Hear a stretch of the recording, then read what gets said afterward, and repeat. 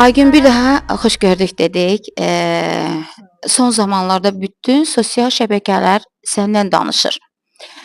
Mən bilmək istəyərdim ki, bax, həqiqətən də bizim səhnələrdə Aygünlər çoxdur. Bəs Aygün Şükürova nə ilə fərqlənir? Divamız Aygün Kazımova zirvədir. Ondan sonra da mənəm. Aygün Şükürova. Vəssalam. 3 nöqtə.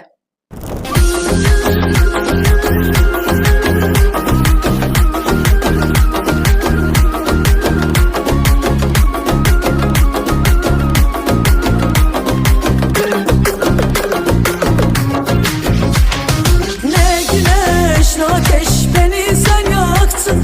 Ne hasret ne gurbet beni sen vurdun. Hem yazım hem kışım baharım oldun.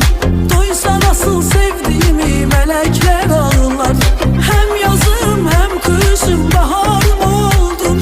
Duysa nasıl sevdiğimi melekler ağlar. Sensiz geçen akşamlarda geceler ağlar. Pusu kurmuş yalnızlıklar saçar ağlar. Bilse nasıl özlemişim gök kubbe ağlar. Duysa nasıl sevdiğimi melekler ağlar. Sensiz geçen akşamlarda geceler ağlar. Pusu kurmuş yalnızlıklar saçar ağlar. Bilse nasıl özlemişim gök kubbe ağlar. Duysa nasıl sevdiğimi melekler ağlar.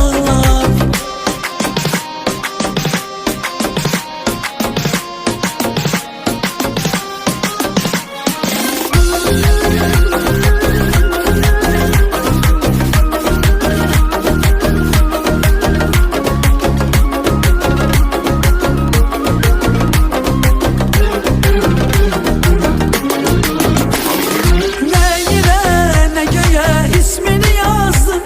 Senin ismini aşkım kalbime yazdım. Sen günüm sen gecem sabahım oldun. Duysa nasıl sevdiğimi melekler ağlar. Sen günüm sen gecem sabahım oldun. Duysa nasıl sevdiğimi melekler ağlar. Sensiz geçen akşamlarda geceler ağlar. Pusu kurmuş yalnızlıklar saçar ağlar. Bilse nasıl özlemişim gök kubbe ağlar. Duysa nasıl sevdiğimi melekler ağlar. Sensiz geçen akşamlarda geceler ağlar. Pusu kurmuş yalnızlıklar saçar ağlar.